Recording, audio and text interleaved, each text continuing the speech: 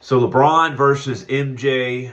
The debate's been going on a long time. There's a lot of, typically, in my opinion, it's a lot of, 35-year-olds, probably if you're below 35, maybe 38.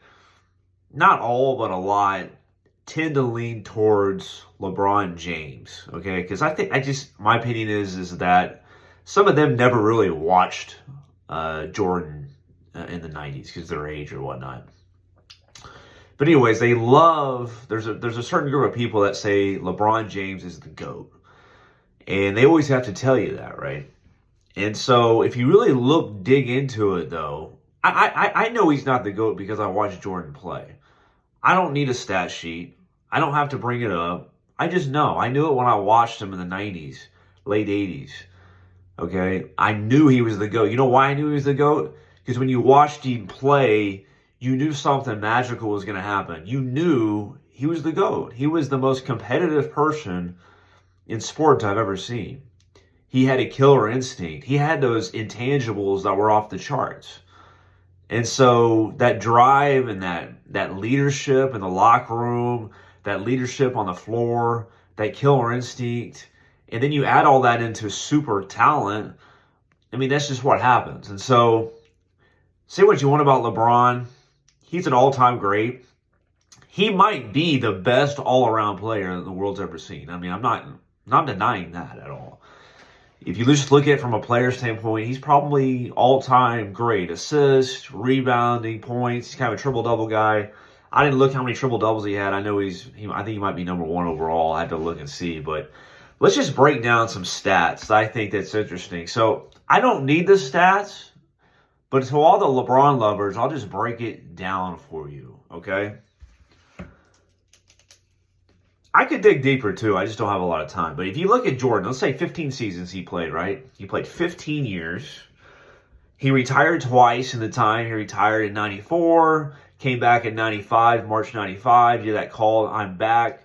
He played like 17 games in 95, and he was really back in 95, 96 basketball year. And then he took, 3 years off from 98 all the way to 01. But if you look at 15 years worth of data, MJ, 32,292 points. LeBron James, 29,136. Advantage MJ by over 3,000 points. And then you guys will say, the LeBron lovers will say, well, that's not really his thing. He's the all-time leader in points, but that really wasn't his thing. Okay, that's fine.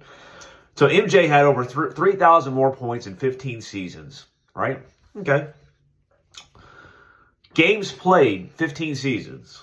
MJ, 1,072. LBJ, LeBron James, 1,143. LBJ played 71 more games in the first 15 seasons. But MJ had more points, 3,000 more points. So advantage MJ. Assists. No shocker here. LBJ in a landslide. 8,158 on assists, 8,158 to MJ's 5,633. Advantage LBJ. Over 2,500 more assists than MJ. Well, I mean, we kind of all knew that. I mean, he's kind of Magic Johnson-esque in his passing, right? Steals. Let's go to steals. MJ, 2,514. LBJ, 1,865. Advantage MJ, 649 more steals. Okay. Advantage MJ. Turnovers. MJ, 2,924 turnovers. LBJ has 3,966 turnovers in the first 15 seasons. Over 1,000 more turnovers than MJ. Advantage MJ.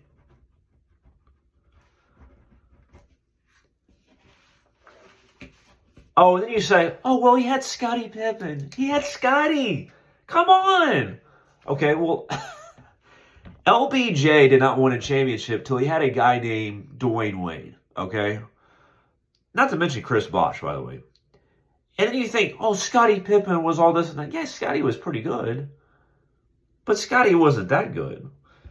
You look at stats. Scottie, what do you average in points? 16.1. Career, 16.1 points. Scottie. His biggest year was 22 points a game. Career average of 5.2 assists. Career average of 2 steals a game. Also, career average of 6.4 rebounds. Dwayne Wade. What is his lifetime average, career average? 22 points a game. which is 6 more points than Scottie Pippen. His assists, 5.4, slightly higher, barely higher. He did have less steals, 1.4 a game, and he averaged 4.7 rebounds a game, 2 rebounds less than Scottie. So, point-wise, Dwayne Wade was a much more prolific scorer. You look at the assists, it's pretty much the same. He did average 2 more rebounds, Scottie. I still say advantage MJ. You look at Chris Bosh when he won those 2 championships in Miami, he had a 19.1 career point average. It's advantage. Who else? If you get past Scottie Pippen, who else are we talking about? Who else are we talking about? B.J. Armstrong? Bill Winnington? Who else? What is it, Cartwright? Who else are we talking about? But my point is that this whole thing, did I not mention MJ had 6 rings versus LBJ's 3 rings in the first 15 seasons? So y'all keep talking about he's the GOAT. He's the GOAT. He's the GOAT. He's the GOAT. He's the GOAT. I don't see the GOAT. I see a guy that played longer. I see a guy that is freak athletically. I see a guy that is all-time great in a lot of different categories. But he ain't the GOAT. If there's 30 seconds or a minute left in the game, who do you want to have the basketball? I know who you want to have the basketball. We all know who you want to have the basketball. And if you don't, you're lying. You know who you want to have the basketball. Late in the game, down 2, down 1, down 3. Who do you want to have the basketball? It's MJ. And that's the big difference. You don't want LeBron. You want MJ.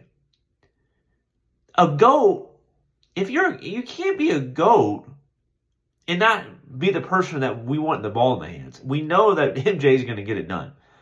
Killer instinct. Kobe has more killer instinct. There's a lot of guys more killer instinct than LBJ. And that's why he's not the GOAT.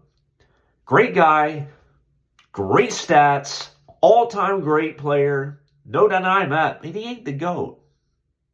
He ain't the GOAT, folks. Thank you.